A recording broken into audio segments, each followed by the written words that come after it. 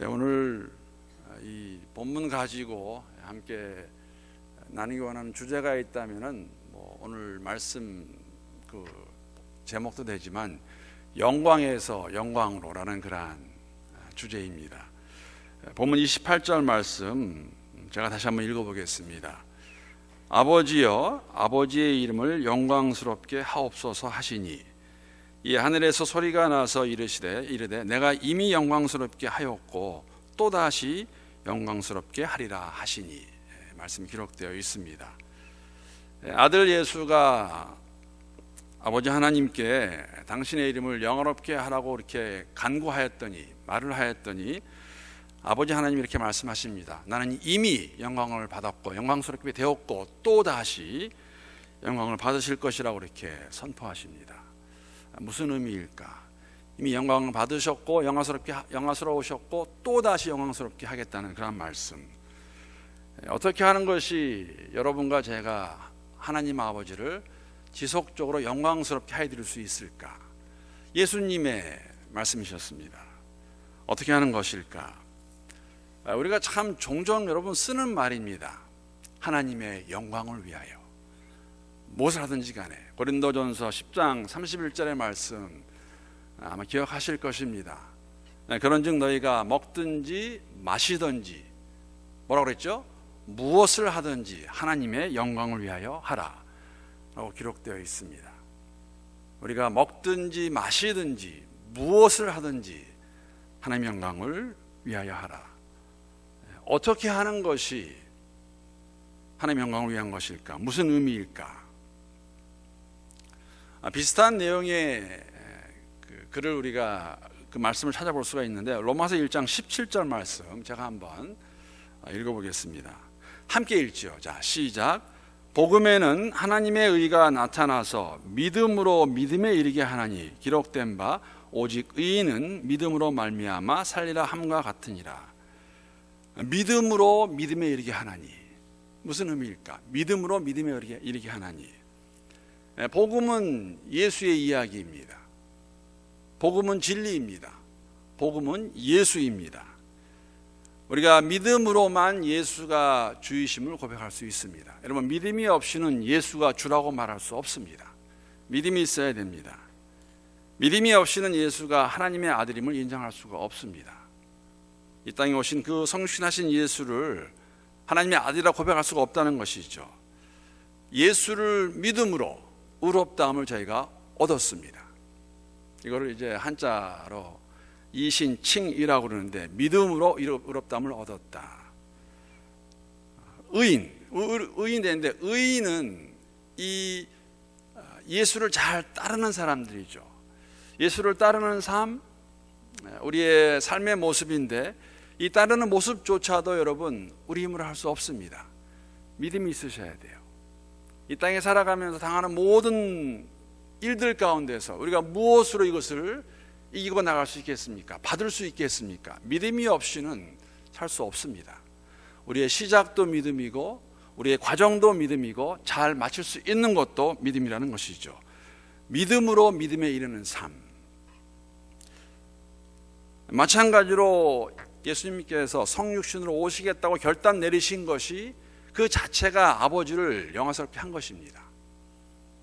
영광스럽게 한 것인데 하나님께서 또 영광 받으시겠다고 말씀하세요. 어떻게? 십자가의 죽으심으로.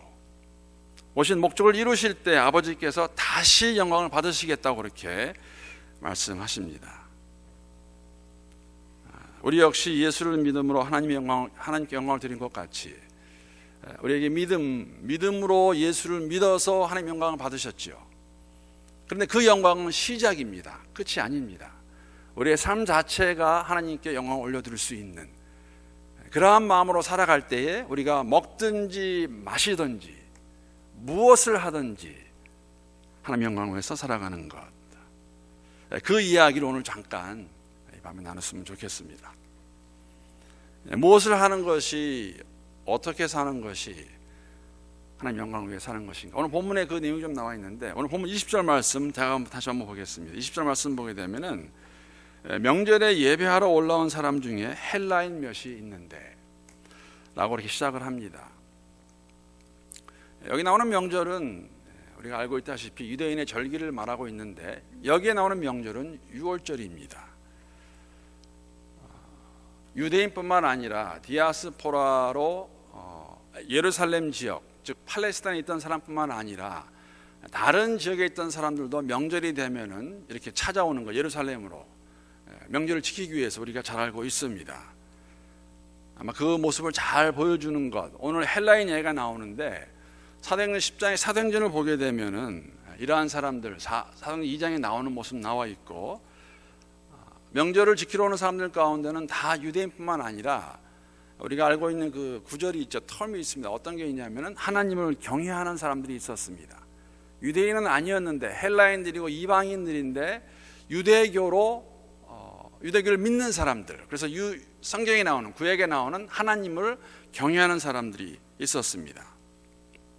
이들도 명절이 되면 유월절이거나 오순절이 되게 되면 성전으로 왔습니다. 예루살렘으로. 오늘 그 이야기를 하고 있는데, 물론 하나님을 경외하는 자들은 예루살렘 지역이 아닌, 팔레스타인 지역이 아닌 다른 지역에만 있었던 것이 아니라 예루살렘에도 있었습니다.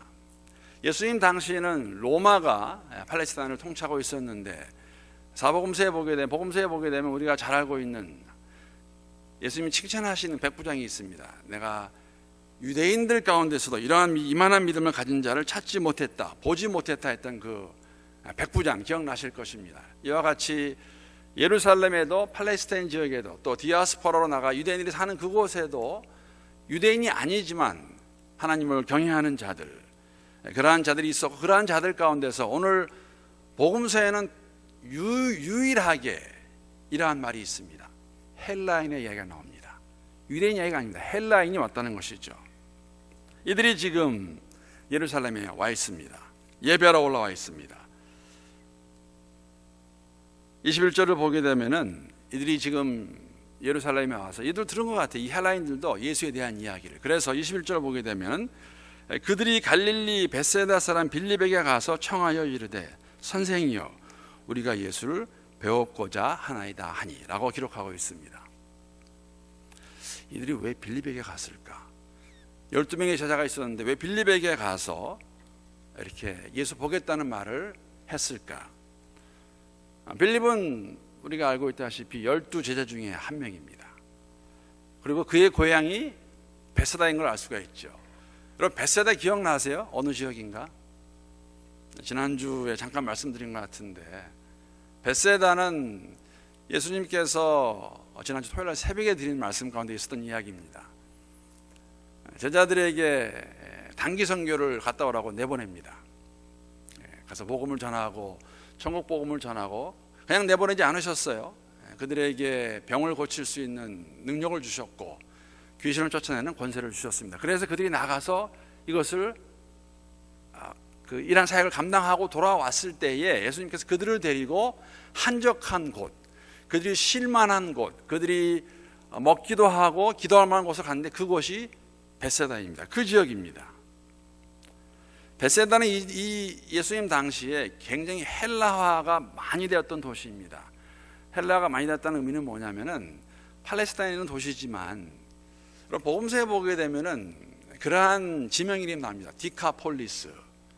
디카폴리스는 어디냐면 디카라는 말이 10이라는 단어입니다. 헬라어로 10.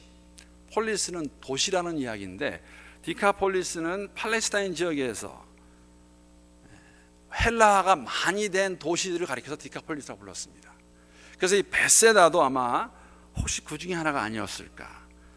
빌립과 안드레가 동향이고 그들의 고향이 벳세다입니다.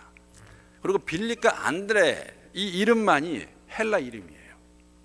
12명의 제자 가운데. 그래서 아마 헬라인들이 와서 여러 가지로 말도 통하는 것 같고 문화가 이해가 되는 것 같고, 그래서 이들이 찾아간 것이 누구냐면 빌립이었습니다. 빌립한테 가서 이렇게 말하는 것이죠. 우리 여기까지 왔는데 예수를 좀 만나고 싶다. 좀 만나게 해달라. 그래서 이 빌립이 안드레하고 둘이 얘기해서 여덟 개 가서 이렇게 말을 하는데, 한 가지 우리가 느낄 수 있는 것은 뭐냐면 제자들의 그런 모습이 있었던 것 같습니다. 어떻게 보면은 여러분 헬라인이 지금 예루살렘에 와서 예수를 만나기 원하는 거죠. 예수를 보기 원합니다. 왜 그랬을까? 뭐 이유는 간단한 것 같아요. 그 헬라인들도 예수에 대한 얘기를 들었어요. 예루살렘에 가면, 팔레스타인에 가게 되면 이 예수라는 자가 있는데, 랍비가 있는데 다르다. 말씀을 전할 때에도 다른 스승 같지 않고 병자도 고치고 귀신도 쫓아내고, 그래? 한번 가서 만나보자. 그런데 흥미로운 것은 물론 여러 가지 이유가 있을 수 있겠지만 저는 그렇게 보았습니다. 왜냐하면 이들이 빌립을 부를 때 뭐라고 부르냐면은 한국 번역으로는 스승이라고, 선생이라고 부르고 있는데, 이게 헬라어에는 이제 크리오스라는 말인데 이게 주인이라는 의미가 담겨져 있는 말입니다. 무슨 말이냐면은 제자들이 예수를 부를 때 이걸 불렀었어요. 선생이여 어찌하오리까. 그런데 지금 헬라인들이 와서 빌립한테 뭐라냐면 선생이여, 주인이여, 영어로 하면 Lord. 예수의 제자들인데, 그래서 저는 뭘 봤냐면은 이때는 벌써 예수님의 제자들의 위치도 어떻게 보면 상당히 높지 않았나. 사람들이 인정하고 인정을 받을 수 있는. 단기선교 나갔을 때에, 우리 단기선교가 아니라 이 제자들이 복음을 전하러 갔을 때 복음을 전하면서 병자들을 고치고 귀신을 쫓아내는 것을 본 사람도 있을 것이고 들은 사람이 있을 것이고, 그래서 그렇게 말했을 것이에요. 예수뿐만 아니라 예수의 제자들도 이러한 능력이 있다.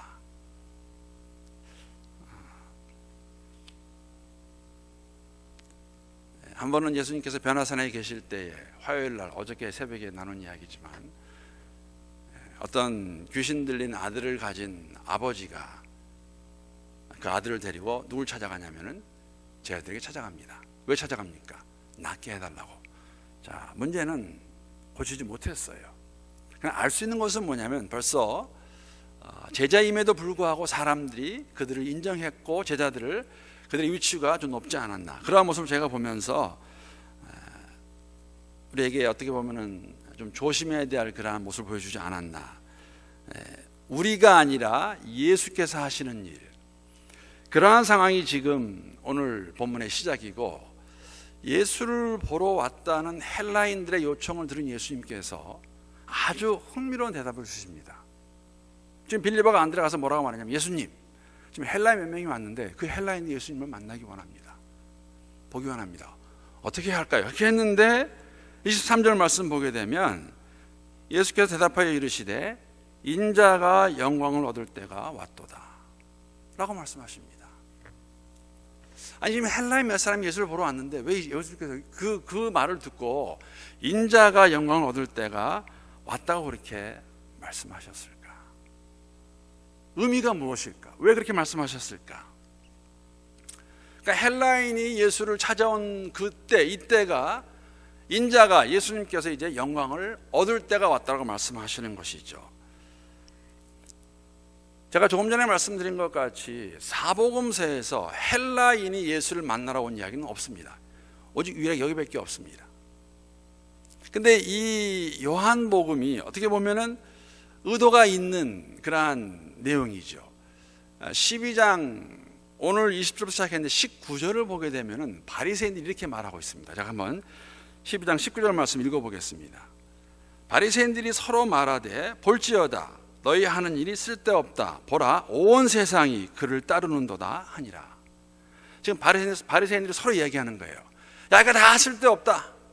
우리 다, 온 세상이 지금 예수를 따르고 있다.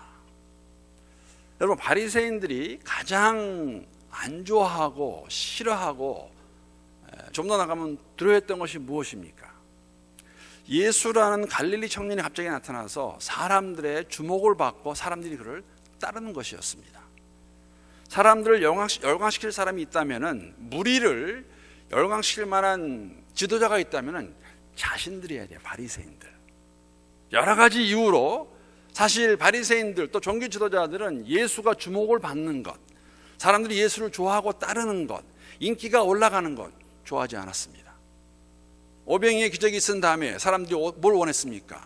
그러한 랍비, 그러한 스승 정도라면 우리의 왕으로 삼지 않은 그런 마음이 있지 않았습니까? 그것을 모를 리가 없어요. 그래서 그들이 한 말이 뭐냐면, 야, 이렇게 사람들이 그를 따르는구나, 우리가 그를 잡아 죽이려는 것, 이거 소용이 있을까? 못할 수 없는 거 아닌가? 그런데 쓴 단어가 뭐냐면 온 세상이 그를 따른다고 말하고 있습니다. 사람들이 그를 인정한다는 것이죠. 여러분, 이 부분이 사실은 세상이 말하는 영광입니다. 그런데 세상이 말하는 영광과 오늘 본문을 통해서 주님이 말씀하시는 영광은 다릅니다. 그래서 잠깐 단어 공부 좀 해야 될 것 같아요. 영광. 영광이 무엇입니까? 영광. 사전을 찾아보면 이렇게 한국말, 우리 한국 대사전 보게 되면 빛나고 아름다운 영예라고 이렇게 표현하고 있습니다. 세상에서 훌륭하다고 인정되는 이름이나 자랑 또는 그런 존엄이나 품위를 나타낼 때 쓰는 단어가 영광입니다. 그냥 한마디로 말하면 사람들이 알아주고 인정해주는 명예, 영예가 그게 영광이라는 것이죠. 바리새인들이 보았더니 정말 많은 사람들이, 물론 그들이 예수를 인정해서 한 말은 아니었어요. 다만 많은 사람이 따르는 것을 보면서 야, 온 세상이 지금 예수를 따르고 있구나. 세상의 영광의 자리는, 사람들이 인정하는 영광의 자리는 다 알아주는 자리, 왕의 자리, 높은 위치의 자리. 오늘날에도 우리가 이것을 적용한다면은 미국에서 가장 높은 자리가 어디 있겠습니까? 대통령이죠. 대통령. 요새 미국 정신 없습니다. 도널드 트럼프가 갑자기 나와서 저도 걱정이 돼요. 정말 이 사람이 정말 이게 가는 것인가. 그런데 참 감사하게 아이오와에서 다 못 받았어요. 그렇죠? 이의가 됐으니까. 여러분, 도널드 트럼프가 무엇이 부족해서 대통령 되려고 그럴까요? 여러분, 도널드 트럼프가 정말 돈 많은 사람입니다. 정말 빌리언이에요. 돈 굉장히 많습니다.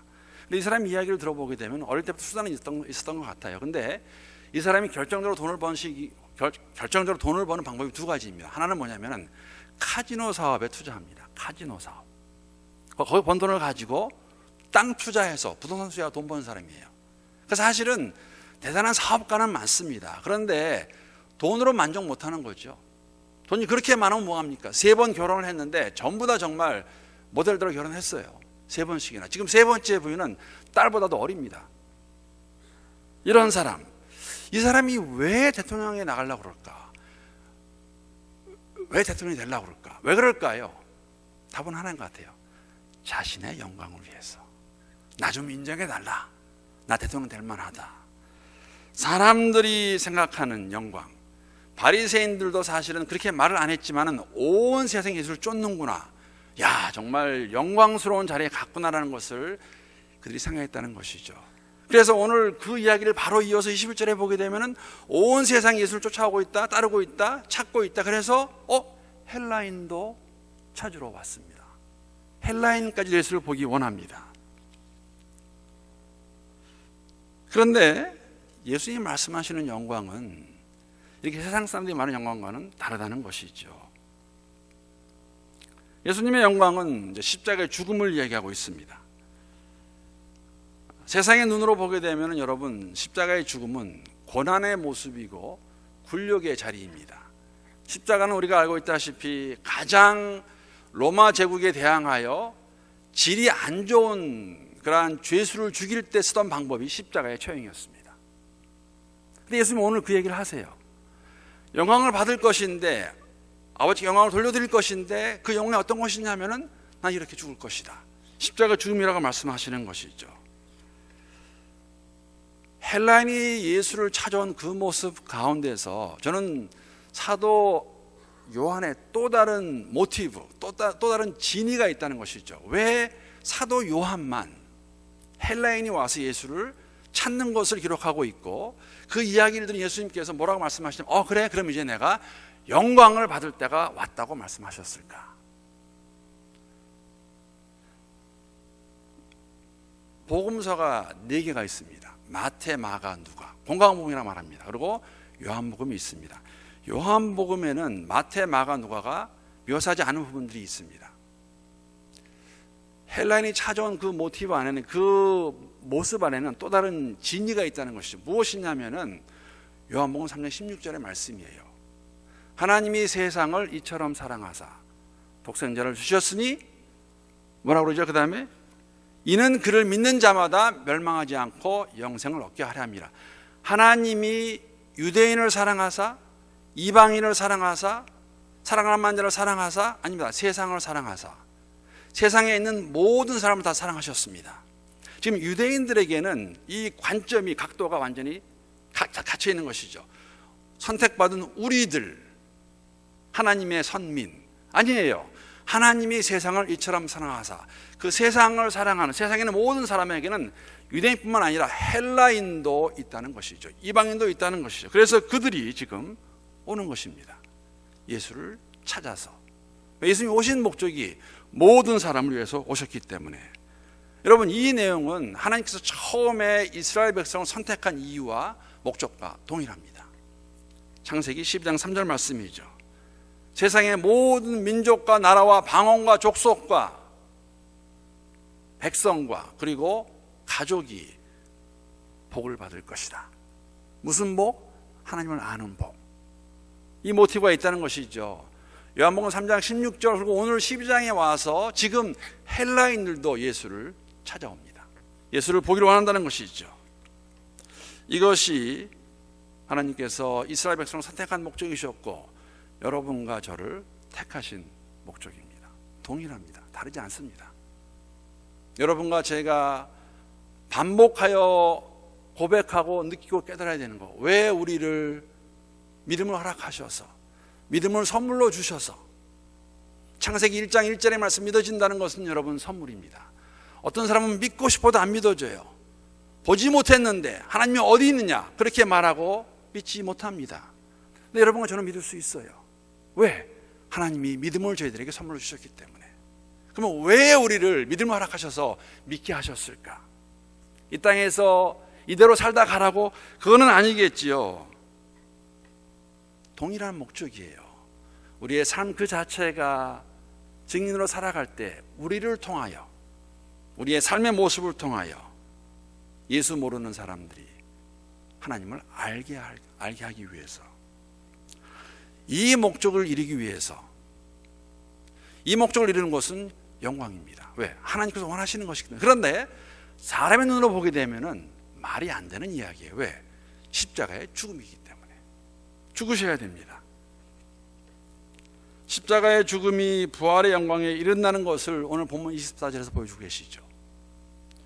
내가 진실로 진실로 너에게 이르노니 한 알의 밀이 땅에 떨어져 죽지 아니하면 한 알 그대로 있고 죽으면 많은 열매를 맺으니라. 밀알의 비유를 드시면서 이 영광을 받기 위해서는, 이 목적을 이루기 위해서는 내가 죽어야 된다. 어떻게? 한 알의 밀알이 죽어야 열매를 맺듯이 당신께서 십자가에 죽으셔야 많은 사람들에게 구원의 길을 줄 수 있다는 것이죠. 하나님의 영광입니다. 이것이 죽는 것. 그리고 이러한 삶을 제자들에게도 요구하십니다. 내가 너희 스승인데 내 본을 받아서 너희도 이러한 삶을 살아라. 25절에 보게 되면 자신의 생명을 사랑한, 내가 하늘의 밀알같이 십자가에 죽음을 당할 텐데 만약에 자신의 생명을 사랑하는 자는 그 생명을 잃게 될 것이고 자기 생명을 미워하는 사람은 영생을 얻을 것이라고, 생명을 보존할 것이라고 예수님께서 말씀하십니다. 내가 이 땅에 와서 십자가에 죽은 것 같이 너희들도 그러한 삶을 살라고 말씀하시는 것이죠. 여러분, 우리에게 가장 소중한 것이 무엇이냐고 말하면 생명 아니겠어요? 예수님이 그 생명을 주셨습니다. 십자가의 죽으심으로. 참된 제자의 길은 우리의 삶, 아니면 우리의 삶 가운데서 가장 소중하게 생각하는 것을 버리는 것이죠. 포기하는 것입니다. 가장 소중한 것이 무엇일까? 예수께서 성신하셔서 우리를 위해 그 목숨을 주셨다면, 생명을 주셨다면, 우리가 그 예수를 주로 시인하며 살아가고 있는데, 고백하며 살아가고 있는데, 그분께서 원하시는 내게 가장 소중한 것이 있다면 그것이 무엇일까? 그것이 무엇일까요? 저는 두 사람이 생각이 났습니다. 한 명은 구약에서, 한 명은 신약에서. 한 명은 다니엘입니다. 자신의 위치와 명예를 다 내려놓았던 다니엘. 다니엘서 6장 10절 말씀 제가 한번 읽어보겠습니다. 다니엘이 이 조서에 왕의 도장이 찍힌 것을 알고도 자기 집에 돌아가서는 윗방에 올라가 예루살렘으로 향한 창문을 열고 전에 하던 대로 하루 3번씩 무릎을 꿇고 기도하며 그의 하나님께 감사하였더라. 이게 무슨 내용입니까? 다니엘이 유다에 있을 때는, 살 때는 분명히 왕조가 아니면 귀족이었습니다. 바벨론 왕이 와서 유다를 멸망시키고 볼모로 많은 사람을 데려가는데 그 중에 왕족과 귀족들 많이 데려갔고, 다니엘이 이때 끌려갔을 때 나이가 티네저입니다. 12, 3, 4 아주 그러한 자만을 뽑아가지고 바벨론 왕이 이제 특별 교육을 시키죠. 이러한 다니엘의 삶의 모습과 우리의 삶의 모습의 공통 부분을 그냥 좀 찾아보라면, 물론 우리는 자의적인 것이 많지만, 물론 다니엘은 타의적이었지만은 한 가지 공통점은 다니엘이나 우리나 이민자로서, 즉 우리의 조국이 아닌 다른 나라에 살고 있다는 것입니다. 다니엘이 이렇게 살았습니다.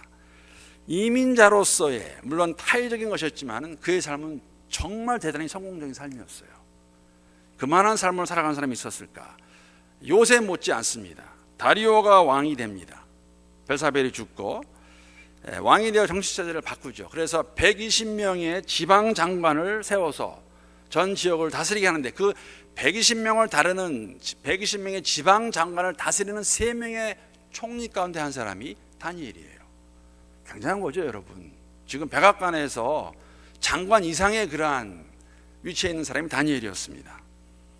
그런데 이 3명 중에서도 다니엘이 아주 으뜸했던 건, 아주 이렇게 더 잘했던 것은 맞는 것 같습니다. 왜냐하면은 이 다른 2명의 총리가 다니엘을 잡으려고 아주 계속해서 별 수단과 방법 가리지 않아요. 그래서 한 번은 기회를 잡았습니다. 다리오 왕이 마음을 움직여가지고 이렇게 말합니다. 왕 외에 다른 신에게 절하는 사람, 기도하는 사람은 사자굴에 집어넣읍시다. 도장을 딱 찍습니다. 도장을 찍었어요.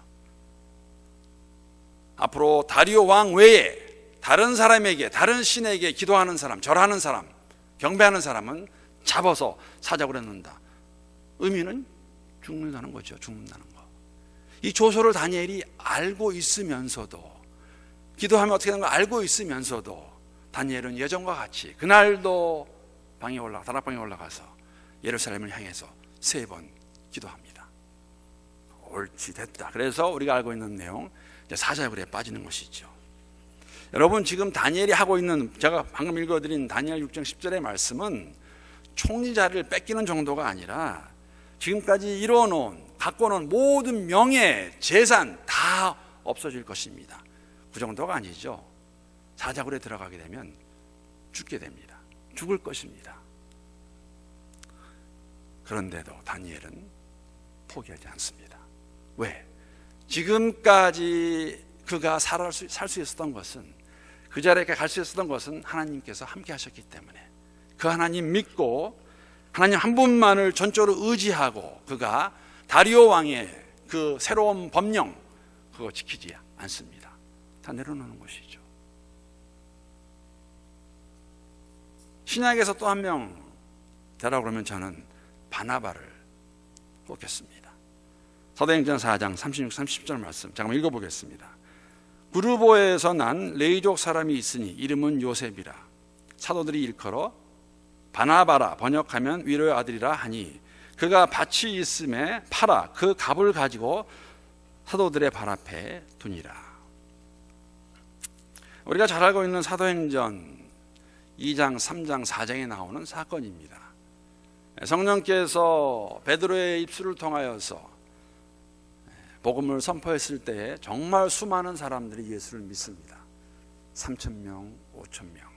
이들이 함께 교회를 이루었을 때에 성령께서 그들의 마음을 움직이셔가지고 그들이 자신들의 재산과 밭을 팔아서 교회에다가 바쳤습니다. 사도들 앞에 놓습니다.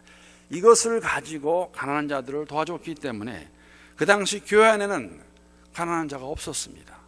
그 중에 한 명이 누구냐면은 바나바입니다. 성령께서 그에게 감동을 주셔서 자신의 밭을 팔아가지고 사도 앞에 놓았습니다. 물론 여러분 그렇게 적용하면 안 되죠. 그럼 우리도 오늘 2000년, 2016년 똑같이 하자. 여러 가지 그때와 지금 다른 것이 있고 상황이 같지 않기 때문에 그렇게 할 수는 없지만 원칙은 같습니다. 원리는 같아요. 성령께서 우리의 마음을 움직이실 때에 사도행전 4장 마지막 부분에 되면은 제가 사도행전 공부할 때도 말씀을 드렸지만 누가 와서 해라 하지 말 할 말 없었어요. 성령이 감동을 주셔서 자신들이 자진해서 자신의 것을 팔아서 가지고 왔다는 것이죠. 여러분 바나바가 얼마나 자세인지 모르겠습니다. 그러나 자신의 밭을 팔아서 낼 수 있다는 것, 성령이 하신 일이고 자신이 가지고 있는 거 다 내놓는다는 것이죠. 예수님께서 우리가 고백하는 것 같이 우리를 위하여 성신하셔서 생명을 주셨습니다. 십자가가 돌아가셨습니다. 우리가 그 예수를 주로 시인하고 살아가고 있는데 우리는 얼마나 많은 것들을 우리가 움켜쥐고 할 수 없다고 말하고 있지는 않는가. 여러분과 제가 가장 소중하게 여기는 것이 무엇입니까?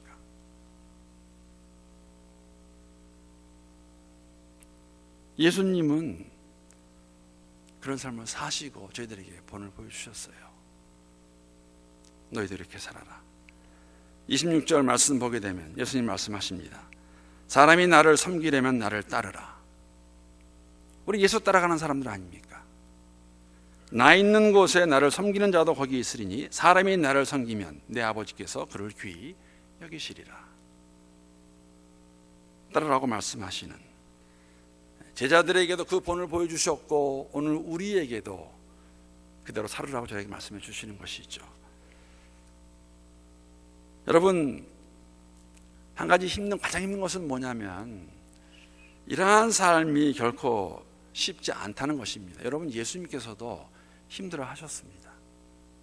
27절 말씀 읽어보겠습니다. 지금 내 마음이 괴로우니 무슨 말을 하리요. 여러분 십자가의 죽음이 하나님의 아들 예수가 그까짓 것이었을까요? 아닙니다. 예수님 말씀하십니다. 내 마음이 괴로우니 무슨 말을 하리요. 아버지여 나를 구원하여 이때를 면하게 하여 주옵소서. 그러나 내가 이를 위하여 이때에 왔나이다. 예수 따라가는 삶을 살게 되면 여러분 동반되는 고통과 고난이 있습니다. 여러분 고통과 고난을 우리가 오해하면 안 돼요. 무슨 말씀이냐면은 고통을 좋아하는 사람은 아무도 없습니다. 저 고통 좋아하지 않습니다. 여러분 고난은 우리가 계획하지 않습니다. 내가 고난을 받을 것이다. 그런 계획 세우지 않습니다. 고통과 고난은 예수를 따라갈 때 그냥 동반되는 삶의 모습이고 언제 올지도 모릅니다.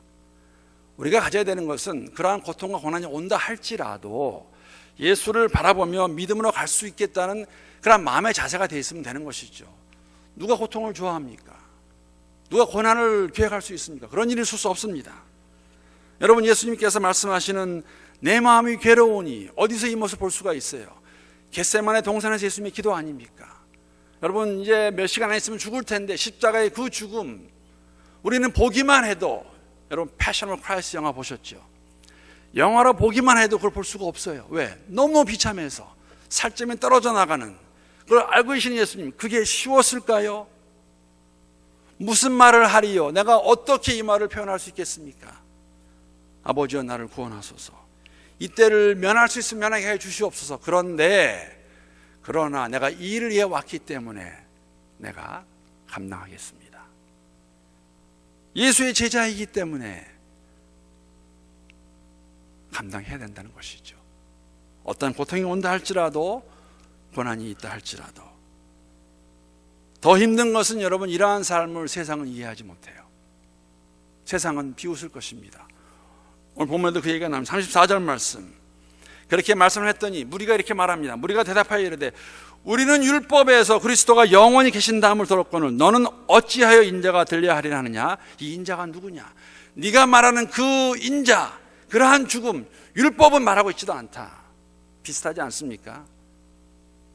날 때부터 소경된 자를 가리켜서 이 소경된 것이 누구의 죄입니까? 아버지의 죄입니까? 자신의 죄입니까? 우리가 가지고 있는 고정관념들이죠. 세상은 이런 삶 자체를 이해를 못해요. 예수 믿는 사람이 어떻게 그렇게 살 수가 있어? 왜 그렇게 가난하게 살 수가 있어? 왜 그런 병이 들 수가 있어? 예수 잘 믿는다고 그러는데 어떻게 인자가 그렇게 죽을 수가 있느냐? 그리스도가 말도 안 되는 얘기다라고 바리새인들은 조롱하고 있지 않습니까? 우리가 그렇게 말합니다. 그런데 이런 삶이 바로 영광에서 영광으로 이르는 삶입니다. 이 땅에 성실하신 그 모습, 영광의 모습이었고, 성실하신 그 목적을 이루는 삶, 십자가의 죽음, 내가 너로 인하여 다시 또다시 영광을 받으리라. 십자가에 네가 죽을 때에 또다시 영광을 받으리라. 처음 영광은 목적을 위해 이 땅에 오신 것이었다면 나중 영광은 그 목적을 이루시는 십자가의 죽음을 저희들에게 말씀해 주고 있습니다. 말씀을 마치겠습니다. 여러분, 영광에서 영광에 이르는 인생은 오늘 본문 말씀 보게 되면 역설의 인생이에요. 굉장히 패러독스하죠. 하늘의 미랄처럼 우리의 삶 속에서 모든 것을 다 내려놓을 때 열매를 맺을 수 있습니다. 다 내려놓을 때만, 죽을 때만. 만약 우리가 내 이익과 재산과 자존심을 보존하는 것을 우선으로 삼고 살면 다 잃게 될 것입니다. 주님의 말씀입니다. 그러나 주님의 제자로 그의 나라와 의를 위해 산다면, 다 버린다면 참 생명을 얻을 것입니다. 하나님의 나라는 여러분 세상의 셈법으로 이해할 수 없는 신비의 나라입니다. 하늘 영광을 입기 위해서는 세상 영광을 다 버려야 합니다. 예수님이 그렇게 사셨습니다. 이 땅에서 영광 대신 고난을, 지배 대신 섬김을, 움켜짐 대신에 베품을 선택하면 하나님의 나라에서는 큰 영광, 상급을 받을 것입니다. 마지막으로 높아지기 원하면 낮아지셔야 됩니다. 다른 방법이 없습니다. 예수님 몸소 가신 길입니다. 성육신 자체도 이해가 안 되는 진리인데 그 예수께서 십자가에 죽으신다는 것이죠. 십자가의 죽음, 그 낮아짐만이 우리가 높임을 당하는 유일한 길이라는 것. 이러한 삶이 주님이 가셨던 영광에서 영광으로의 삶, 우리의 삶일 것임을 믿고 그러한 삶을 함께 잘 살아갈 수 있는 우리 모두가 될 수 있기를 주님의 이름으로 축복합니다.